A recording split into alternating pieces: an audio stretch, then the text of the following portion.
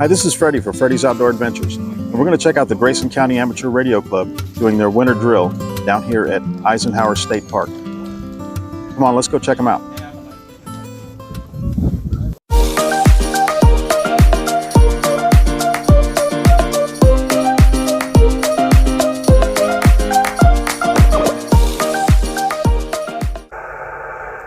He has actually a couple radios in there. He's got his battery is in there. Yeah, it's kind of self-contained. We got a 12 amp hour battery. So this is basically just a portable system? Yeah, portable system. Take it anywhere.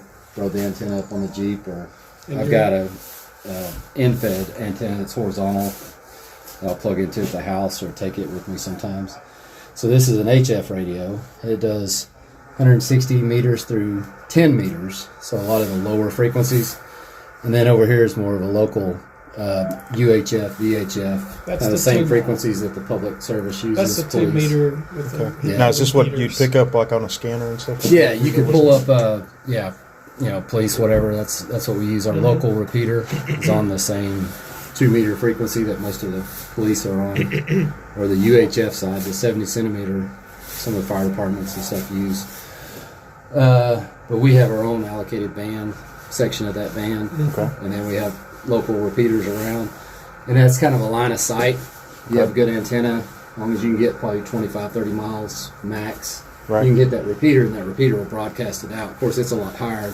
It might get you another 40 or 50 miles. Right. I was talking earlier. That's why they're on water towers. Okay. Right. They're always up. Yeah. The repeaters are on the water towers. Typically, or someplace high. Okay. Right. So yeah, this is our band plan. The different bands that we can use, different frequencies. A lot of these are lower frequencies. The red is mostly for digital. So it's like this. This is a signal link that's tied to this HF radio. I can hook my computer up to it and we can do digital modes with it. Oh, you wow. can do keyboard to keyboard across the world with it. There's different things. We use FT8 a lot of times, which is kind of a 5-step, codes you broadcast out. Hey, I receive you, and then you signal report. Here's your signal report. Here's your signal report. All right, 73, which means all right, bye, thanks. Yeah. And it's just practicing, and then you can see it. You hook it up on the computer, and you can see where they're at. It's like they're in Europe or Australia. I've hit in Bulgaria, Russia. I haven't quite hit over China or Japan yet. Now, what's the furthest place you've ever talked to somebody? Australia. Australia. That was Perth, Australia. That was hard. That's pretty far. That was hard for me. It took me probably a couple hours to get them dialed in and get everything right. Find the band propagation was just right, and I was able to get on the software. It'll show you a long path and then a short path. Right. Okay. And typically, when those are equal, you're talking on the other side of the world from where you're at. Oh, And wow. what is that, about 15,000 miles? Yeah. What is the circumference of the Earth? 20. I don't remember what it is. I can't remember. But Australia was hard for me. Yeah. I was able to get Russia right at dusk, where on 20 meters, where we were just at the peak of ours. It was about to die off. The band was about to die off due to propagation, and they were just coming into sunrise, so it was at the start of theirs, and I was able to hit him really well. I think the sun kind of energizes the ionosphere a little bit. Does it? Yeah. I don't know anything about it, but it. Yeah, it kind of affects the ionosphere because we're bouncing our radio waves off that ionosphere and going back down. So it's like for this HF bands, without a certain antenna that shoots it straight up and bounces it right back down, 500 miles you'll skip over, and you can talk 500 miles, 1,000 miles to 5,000 miles, but you can't talk within. It's hard for us to talk to Dallas, or Corsicana, or because we're just over them. So you're bouncing it off the ionosphere and it's coming back down, and then in that 500 mile stretch, you're not able to. But this hobby is so neat. And NBIS antennas are designed to go right straight up and come right straight back down. Those are really designed for mountains. That's what military uses, Is that what the military uses? Mountains and stuff. Okay. Yeah, military use it, so if you're over here, you got a peak say Afghanistan or whatever, and there's a peak here, and you can't do the line of sight to each other. Right. So they shoot it straight up, bounce it right over here. Yeah. And they may be 30 miles apart. Yeah. But it goes up, bounces down, comes right back down, and it's clear as a bell. Yeah. Yeah. So, Interesting. Well, that's one of the stations we have set up. Okay. And yeah, we just switched through different bands. There's the 40 meter. We'll scroll through it. But I think I got something going on my antenna. We switched it a while ago, and it's not picking up anymore, not now. So I need to figure something out. ham radio nowadays is so many different bands, so many different modes of operation you can work. It's just, it's not an ancient hobby anymore. How long is the licensing process? Does it take a while to get you a license?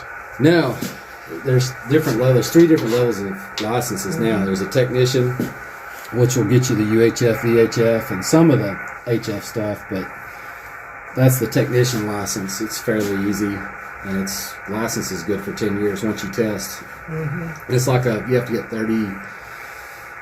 It's like a 35 question test out of a pool of 250 questions. Yeah, and it's pretty wow. basic information. It's not that.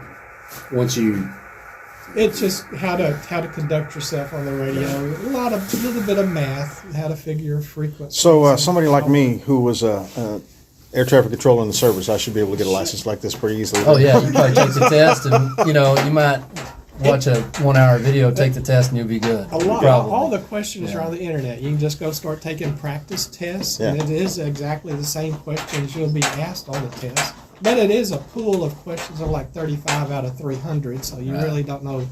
Just study them all. Right. Yeah. And then the next classification is a general, which you take another test, and it opens up the HF frequencies to be able to talk around the world on all these bands that we're looking at now. And then there's an extra classification, which just opens up more frequencies. I'm a general. I don't know if I'll ever. It's going to take me some. It's going to take me some studying to get to the extra. Or what are you? General. General. Yeah, I haven't taken the extra test yet. There's some high-end math on that one. Yeah. That one takes a little bit of studying to do. Yeah. But that gives you, so it's like right here, you'll see extra, and then the amateur extra is kind of an outdated, it's going to phase out, but there's extra or general, and then here's the technician. So general, you can talk on this right here. Let's see. Here's a good example. Here's the 40 meter band, pretty popular at night and during the day. General can talk on these frequencies. If you're an extra, it gives you another wider section of frequencies. And then over here is normally reserved for data or CW, which is Morse code. That's pretty popular. It's still going. Good thing about that is you don't have to have much power, and you can get a lot. You don't have to have the clear voice.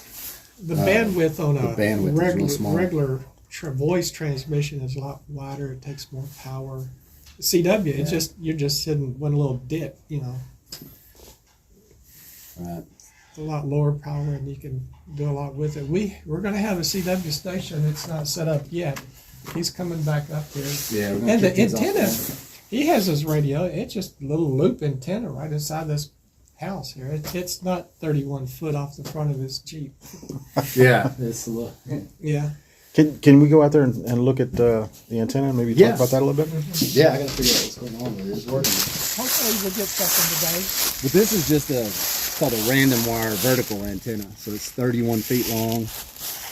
This is the antenna that's in here, runs through and then attaches to the coax. And then the vehicle is the ground. It's just The ground just plane a for wire it. inside that fiberglass. Yeah, it's just a wire inside that mask, goes up to the top. Now, is that something you buy, or is that something that you build yourself? You could do either one. This is a couple of guys have made it. You could build it yourself. You can buy just a mast. I mean, it'd be fairly easy to buy and just put the wire in yourself. And it's just a solder point right here, to where the coax is, and then you've got the grounded to it, and then I've got it grounded to the vehicle. Sometimes, depending on if you're like over here, we're using the same antenna, and it's grounded to the ground, I think. just Oh, like okay. a stake in the ground. But the vehicle does really good Actually, it's for not. grounding. It's not? No, it's Sometimes you do. It depends on Did he put the ground wire? depends on where you're at. No, I know right. in like No, East I'm Texas just where you get running that Yeah. kind of rocky, sandy loam soil. Right. It's not very good Okay. His antenna came ground. with Here, his a top lot of up. good Okay. clay. Okay. You don't have any trouble grounding. So, but the antennas, this one's just kind of a universal. It'll do 80 meters all the way through 10, so it'll cover a wide swath. It requires a tuner, so it's not a resonant antenna. Okay.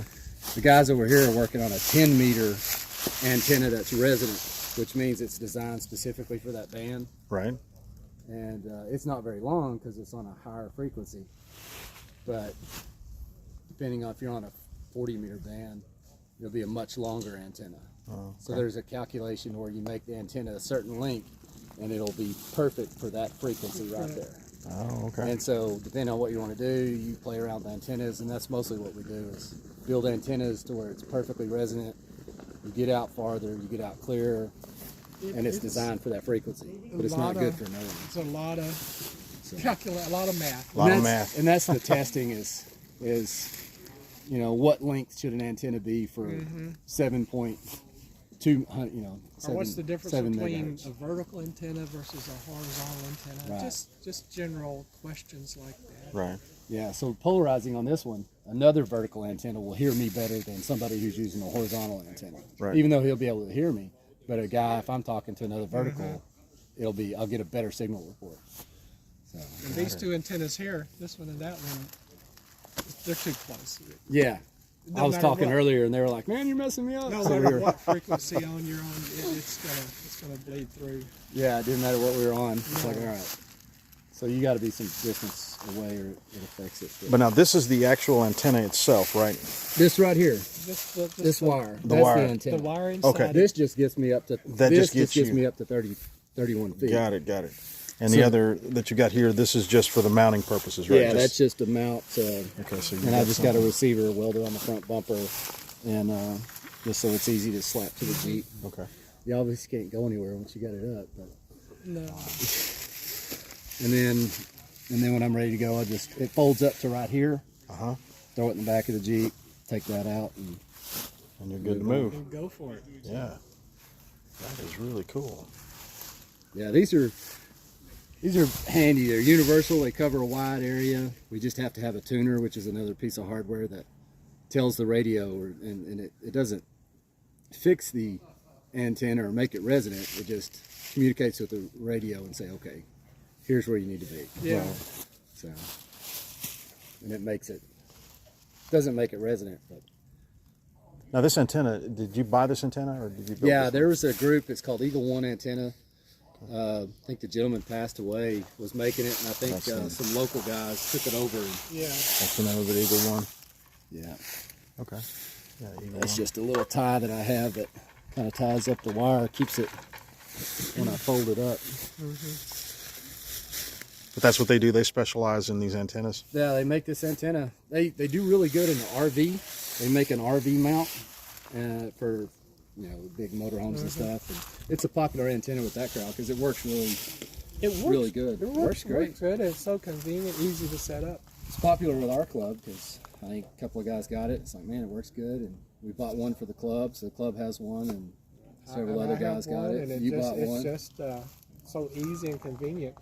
It's good for parks on the air like this because you don't have to run wires through the trees to Right. get a horizontal antenna. You just run this up and And you're go good. and move on. Very cool. This is the club's radio. And is this a digitally hooked up like y'all were talking about with Yes. the computer? Well, we could go either way. We could just do a voice with the microphone, or we can play with the computer. Right. We'll let Lee Yeah, talk he's a already little bit here. about it He's, when he's parked he in gets that off the spot. phone. I think we're set up now with FT8 now, or PSK. Yeah, I was doing some digital. There's three ways you can talk on a radio. There's Okay. The digital modes, which is using your computer to actually talk to the radio. Right. You can actually talk on the radio. Okay. That's another mode. Or the third mode is Morse code using CW. Okay. Yeah, he talked about the Morse code. So, those are the three primary modes. Most popular is probably the phone, talking on the radio. Okay. Digital is probably second. You know, that's where people actually use the computer. You don't have to talk at all. Really? And so the computer does the talking to the radio. You know, and they broadcast the signal from the computer. So are you just typing the information in? Is that what you're Right, doing? yeah, it's a keyboard, what they call a keyboard mode. Okay. So you type what you want to say. It's like texting. Right. So it's just like texting. Yeah. Testing, you know, but with no wires. Right. So, Very cool. so And that's what this setup is here that you guys yeah, have set up yeah. to do. The computer is set up with a software program that'll do digital mode. This mode here is what they call is a very, very old digital mode. It's called HELL, believe it or not, HELL. Really? But very few people actually use that mode anymore. It was invented over 100 years ago. Oh, kind of like the old BBS. Yeah. So Yeah, I say BBS to my daughter, and she's like, "What acronym is that for?" yeah. Way before the internet. So, but there's lots of digital modes. You know, there's dozens of digital modes you could use. Yeah. You know, the computer where you actually use the computer to talk to the radio. You know, and all you need is with the newer radio, all you need is a USB cable Oh wow! to connect the computer to the radio. And, you know, so your message goes out the USB cable to the radio, and then that's broadcast. Station on the other end receives it, Yeah. decode, you know, they have a cable hooked up. Computer decodes the signal and, you know, puts it on the screen. So, And like we were talking earlier, this is low power because all you're sending is just some pluses and minuses or dits and dots or whatever. Right, It's right. just a real narrow bandwidth, and it don't take much power to go four distances. Wow. So is this kind of a preferred method nowadays to do this? well, like I was saying, there's three primary modes. Their phone mode is, you know, actually talking on the radio is probably the most popular. The most popular. Okay. And then the digital modes, you know, people using the computer to talk to the radio. And then the Morse code or the CW, you know, that's the hardest mode for the average guy, because you have to learn a new language. Yeah, it's a whole new You have to language. learn what the dits and das are all. Right. Right. So, and that's, you know, I learned my ABCs and all that, but I can't receive because it's relentless, you know, it just comes It just at comes you, at you. Yeah. you know. All those dots and dashes and stuff. Yeah. So Freddie, you asked about what it takes to get a license. Yes. Did anybody? Yeah, we Yeah, they about were that? talking about that. Oh, Yeah. that's good. Yeah. They were talking about some of the licensing and stuff, and I asked him if, you know, I'm an ex-air traffic controller, how hard would it be to get a license? He said, Probably "I mean, pretty simple. Yeah, he said, with all the stuff that you've done, probably just watch a video or so and then study a little bit and be able to take I the. studied for 2 weeks Did you? from a textbook and an app Uh-huh. on my phone, and then the Plano Club offered a 2-day, well, actually a day and a half training session. Right. So it was an all-day Saturday, half a day Sunday, and you took the test Sunday afternoon. Yeah. So 2 weeks and 2 days, and I had passed the exam, and they sent me my license at the end of the next week. Wow. So That's really cool. yeah, I might have to do that. I might have to do that You used It's to a lot not of- get it's a your lot of fun. license that quick, but now they're getting them pretty quick. pretty quickly. Yeah. Within a Well, couple the of FCC's days. cleaned up their act. That's the tuner. I was going to that ask we what were this box talking is. about. That's a tuner? Yeah. We mount the tuner right at the base of the antenna. Otherwise, you'd be tuning all the coax going to the radio. Now, what kind of connectors do y'all use on these? These are just 239 connectors. They just screw right into the. That's the most popular kind. Here's look at the front of the tuner. Of course, you just got. This is actually an automatic tuner. Once you get it all powered up, we can actually tune it from the radio. We just punch a button and it tunes. Oh, so it Off the automatically radio. will tune it off the radio. Yeah. Very cool. And then again, you have the same setup where you just got the antenna going into the Right. Yeah. The piping. Here's right out the bottom. It's just the little. That's actually the antenna. Right there. It's just 31 feet long. It goes right into the bottom of the fiberglass. and then just goes right up in. Yep. Now, how do y'all mount it up at the top? It's just on a little eye, and the eye is just sticking out through the fiberglass. Okay, it just sticks out through the top. Then the end of it just kind of this soldered connection ties to your antenna cable. That's where you got it down here. Mm-hmm. Yeah, there we go. Very cool setup. It works. I have a radio in this box.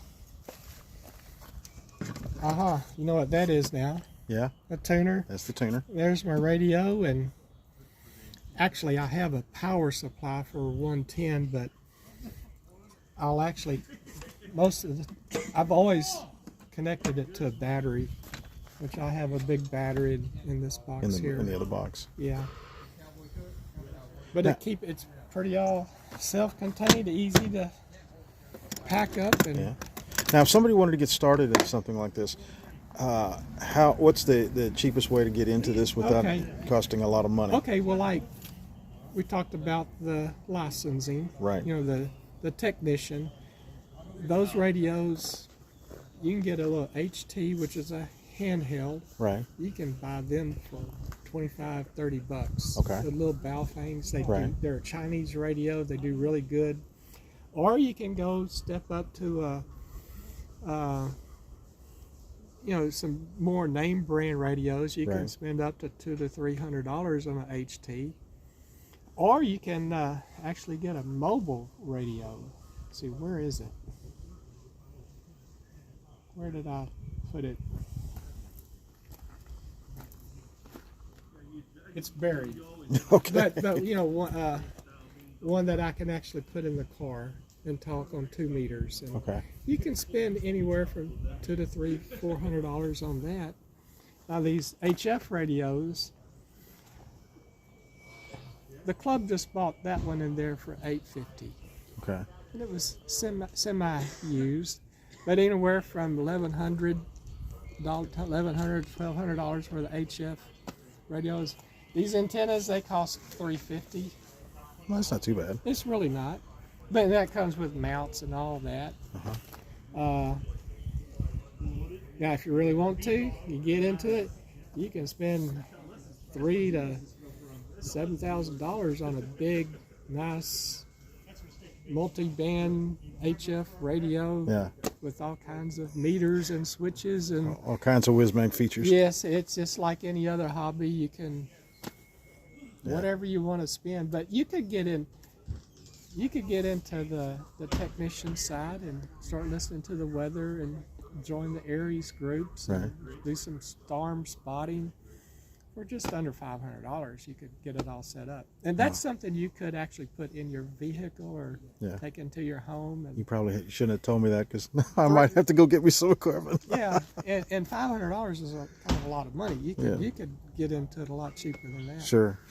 What you need to do is get we call them Elmers, like Lee that we talked to in there. He's been in it for years and years.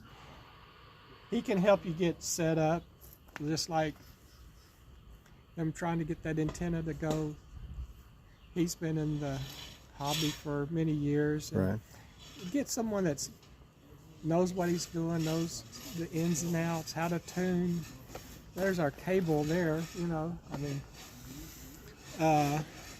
different size cables. The big cable is for the antenna, the small one is for the tuner. But anyway, get an Elmer that can help navigate you through. Right. And you can kind of Now, since you guys are in Grayson County, you're out of Sherman. Is that correct? Yes, Sherman, Denison area. Okay. Most of us. Okay. Because I'm trying to think. I live in McKinney, so they have a group in Allen and they have one in Plano. McKinney has a really does- active radio. Oh, there club. is one in McKinney. Yeah. Oh, And okay. they have their own. They have their own repeater. They're active. Okay. They're out in Winterfield or somewhere. I'm not sure where they are. Now, do y'all coordinate this stuff? Did y'all have certain times of the year that all the groups go out to different spots, like for the field day? Yeah. Winterfield Day and Summerfield Day is like different organizations sponsored it, Mm-hmm. but all clubs, I'm sure, are out on Winterfield Day. Mainly because people all over the country are wanting to take part and make contacts. Oh, okay. So y'all are all coordinating out in different areas so you can talk. We don't coordinate amongst ourselves from club to club. It's just Right. kind of generally, just everybody likes to go out. Right. POTA, Parks on the Air, that's been really active. Mm-hmm. It's really gotten a lot of people on the air. I had mic fright, Yeah. hard to pick up the mic next Sure. because you're going to mess up or whatever. Right. Doing POTA like this is Parks on the Air. It really helps you get rid of the mic fright, Right. and just like a lot of things, you can have a ham radio in a box and at home, yeah, I got it if I need it. Well, if it's not set up, if it's not tuned up, if your antenna ain't right, it ain't gonna work. Yeah. You got to use it. Right. And I'm part of the Aries group as well.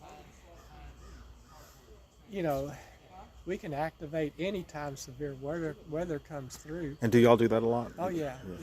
Okay. Anytime severe weather comes through, we'll activate. We'll put out people in different areas. We're not storm chasers. Right. And those people are kind of have a weird and have Yeah. problems in their head. But That's but a different group of people. We'll go set up and watch the weather. Mhm. We'll always have an outlet, if it gets too severe. Yeah. Now, because I used to work years ago at Radio Shack, so we carried some of Yeah. this cables and connectors and stuff Yeah. like that. Since they're not around anymore, what do you guys do when you're looking for that? Fry's, I know, used to be around, but now they've closed down. So where do you get some of there's your? so much online. So you get it on a lot of it online. There's a Gigaparts, and there's just all kinds of different online outlets. Now, I don't want to plug anybody, but there's a gentleman in Paris, MTC Main Trading. He's a good ham radio person that carries a lot of different lines, a lot of different equipment, and he's in the hobby himself.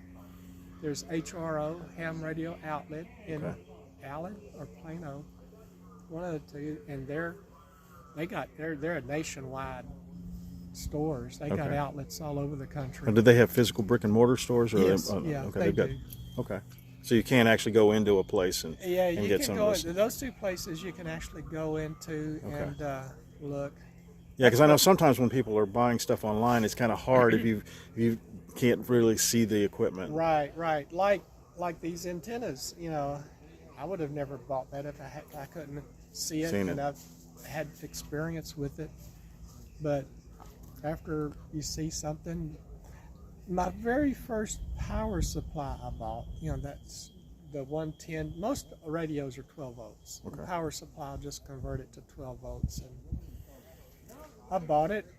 I got it home and I was working with it, and I just dealt with it because it was noisy. The fan runs, and it's just a little annoying. Right. I really didn't like that, so I went down to HRO. They have a whole wall full of radios, power supplies that you can actually operate, listen to. Okay. So I went and picked the quiet one. The quiet one. Yeah, and that's always good. Yeah. But also talk, Elmers, people that are experienced, that are helping you. They can Right. give you a lot of tips. Okay. And Very cool. but anyway, that's what we're doing. And radio's a really neat hobby. some of the modes, there's a wind leak. You can actually use your radio and send text messages to the internet. You know, Wow. regular text messages on the internet. Right, There's, right. And the internet can actually send messages to some of these repeaters that actually will then in turn send you to your ham radio. I mean, we can tie into the internet both directions. Wow.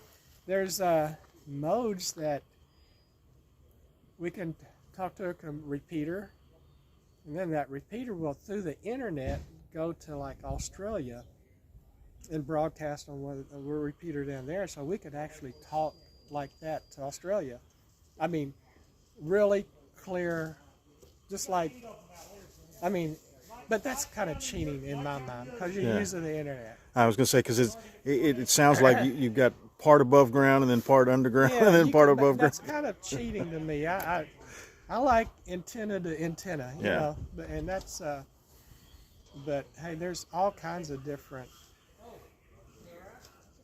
it's blown up since the technology explosion is really kind of. See, I would never even thought about using a computer with this stuff because, like I said years ago, when I got out of the service and I was working for Radio Shack, you know, this small equipment was all I was thinking about. You know, I didn't even think anywhere near of using the internet in the future. Well, one of the modes that we've showed you, the FT8, there's a program that you call it up on your computer, and you can see a map of the whole country, and you can see little dotted lines going from California to Florida. I mean, that's transmissions that are on different frequencies that are happening all at the same time. Wow. You zoom out on it, it's all over the world. You can see little, it's cool. Yeah. It's just neat to watch. Well, you know, it's just like I was telling my wife, the technology now, I went to school for video production at the Art Institute here in Dallas, and I was using everything was physical. Yeah. I had all my audio boards that I had to use my faders and turn knobs and stuff, and now I can do all that stuff on the computer. In fact, when I was in editing classes, I told her I had 2 VHS bays where I was physically dialing the tape to a certain spot and stop it, and I can do the same thing now on my phone with my finger. I can just cut and paste, you know, video and stuff. It's totally amazing the technology that we have today. And we use our phones a lot too. Yeah. I mean, we can call up and look at different frequencies and how many people are on that frequency, and it's. So you're using a combination of mobile phones and computers and I mean, it's and all then the there. physical It's, equipment. like, well, there's apps on your phone that you can go and spot yourself. You can say, I'm on this frequency, and then other people can pull that app up and see, hey, there's people on these frequencies, and then dial it in and we talk. I mean, it's just a way That would be a much faster way to find out instead of having to go to the internet and search for where somebody's going to be at. You can just pull up an app on your phone and that's find what out. we do with this Parks on the Air. We'll spot ourselves, and then you can see. I haven't talked to somebody in Aurora, Colorado, but he's active now, so you can dial that frequency and make a contact. I mean, Very, very cool. there's 271 parks in Texas. And nationwide, I don't know how many there are. They're all over the place. There's thousands of them. Wow. And there's people that's their goal is to hit every park, to activate every park. Wow. It's I mean, it's a great hobby. It really is. This is Freddie for Freddie's Outdoor Adventures. I hope you guys enjoyed the Grayson County Amateur Radio Club down here at Eisenhower State Park. And if you like this video, please give it a thumbs up and hit the subscribe button. We'll see you down the road.